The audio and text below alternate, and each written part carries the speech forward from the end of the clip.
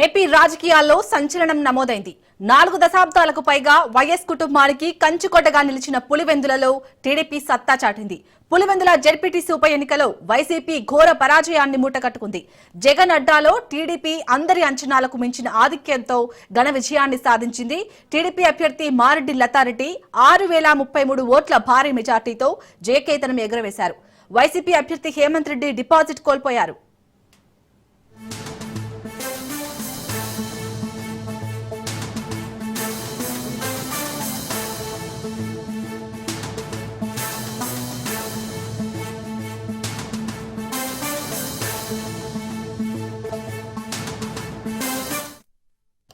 పులివెందుల ఉప ఎన్నికలో మొత్తం 7638 ఓట్లు పోలయ్యాయి.